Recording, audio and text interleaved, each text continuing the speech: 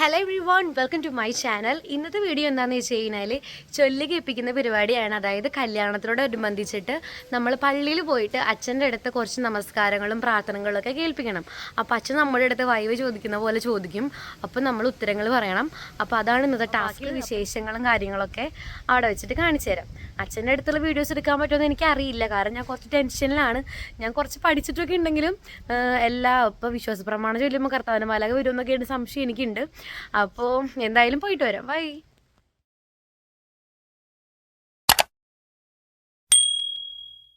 കുറച്ച് നേരത്തെ എൻ്റെ പ്രഹസനത്തിന് ശേഷം ഞാൻ പള്ളിയിൽ പോവാണ്. പാവർട്ടിയാണ് കേട്ടോ എൻ്റെ ഇടവക. അപ്പോൾ നമ്മൾ ഇവിടെ നിന്ന് അച്ഛന്മാരിരിക്കുന്ന സ്ഥലത്തേക്ക് പോവാണ്. അവിടെ വെച്ചിട്ടാണ് നമുക്ക് വൈവിയും കാര്യങ്ങളൊക്കെ ചൊല്ലി കേൾപ്പിക്കുന്ന പരിപാടിയൊക്കെ. അപ്പോൾ നമുക്ക് നേരെ അങ്ങോട്ട് പോവാം. ഇപ്പോൾ ഈ കാണുന്ന ബിൽഡിംഗ് ഉണ്ടല്ലോ, ഇതാണ് കേട്ടോ വൈദിക മന്ദിരം. നമ്മൾ അവിടേക്കാണ് പോകണേ. അവിടെ മേലെയാണ് അച്ഛന്മാരൊക്കെ ഇരിക്കണേ. അപ്പോൾ നമുക്ക് ചൊല്ലി കേൾപ്പിച്ച് കഴിഞ്ഞിട്ട് കാണാം. അങ്ങനെ നമ്മുടെ മെയിൻ പരിപാടിയായ ചൊല്ലികേപ്പിയിൽ അങ്ങ് കഴിഞ്ഞിട്ടോ. ഇനി നമ്മൾ പദവാരം അടയ്ക്കേണ്ട പരിപാടിയുണ്ട്. പദവാരം അടയ്ക്കണം, അങ്ങനത്തെ കുറച്ച് കാര്യങ്ങളാണ് ഉള്ളത്. ഇനി അത് കഴിഞ്ഞിട്ട് കാണാം. പിന്നെ ഉണ്ടല്ലോ, നമ്മൾ ചൊല്ലി കേൾപ്പിക്കാൻ പോകുന്നതിന് മുൻപായിട്ട് കുറച്ച് ഫോമുകളും കൊണ്ടിട്ട് വേണം കേട്ടോ നമുക്ക് പോകാൻ. അതെന്തൊക്കെയാണെന്ന് വെച്ച് കഴിഞ്ഞാൽ, നമ്മൾ കല്യാണ ക്ലാസ്സിന് പോകുമ്പോൾ അതിനൊരു സർട്ടിഫിക്കറ്റ് കിട്ടും. ആ സർട്ടിഫിക്കറ്റ്, അതുപോലെ മാമോദിസ സർട്ടിഫിക്കറ്റ്, ഒരു പള്ളിയിൽ നിന്ന് നമുക്കൊരു ഫോം തരും. ആ ഫോം ഫില്ല് ചെയ്തിട്ട് അച്ഛന് കൊടുക്കണം. ഇതൊക്കെ വായിച്ചു നോക്കി അച്ഛൻ ചെക്ക് ചെയ്യും. എന്നിട്ട് നമുക്ക് ബൈബിൾ വെച്ചിട്ട് പ്രതിജ്ഞ ചെയ്യിപ്പിക്കലുണ്ട്.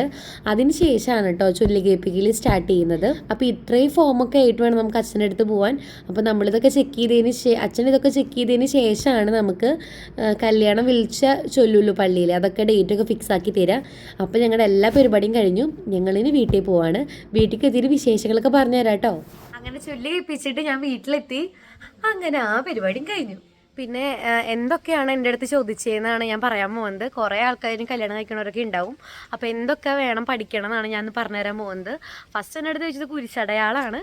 പിന്നെ കർത്താവിൻ്റെ മാലാഖ, മനസ്സാപ്രകടനം, കുമ്പസാരത്തിനുള്ള ജപം, കൂദാശകൾ, ദൈവകൽപ്പനകൾ, അങ്ങനെയുള്ള കാര്യങ്ങളൊക്കെയാണ് മെയിനായിട്ട് എൻ്റെ അടുത്ത് ചോദിച്ചേട്ടോ.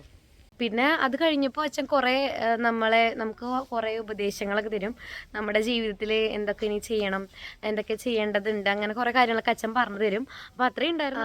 കുറേ പേരായി എൻ്റെ അടുത്ത് ചോദിക്കുന്നു എന്തിനു വേണ്ടിയിട്ടാണ് ഈ ചൊല്ലി കേൾപ്പിക്കണ പരിപാടി എന്നൊക്കെ. അപ്പോൾ ഞാൻ ഇതേ കാര്യം എന്നെ ചൊല്ലി കേൾപ്പിച്ച് അച്ഛൻ്റെ അടുത്ത് ഞാൻ ചോദിച്ചായിരുന്നു. അച്ഛൻ പറഞ്ഞത് എന്താണെന്ന് വെച്ച് കഴിഞ്ഞാൽ, നമ്മൾ എന്തൊരു കാര്യത്തിന് പോകുന്നതിന് മുമ്പായിട്ടൊന്ന് ഒരുങ്ങും അല്ലേ.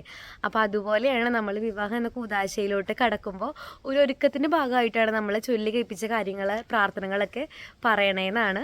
അപ്പോൾ ഇത്രയേ ഉള്ളൂ വീഡിയോ. അപ്പോൾ ഇനി അടുത്ത വീട്ടിൽ കാണുന്നവരേക്കും ബൈ ബൈ.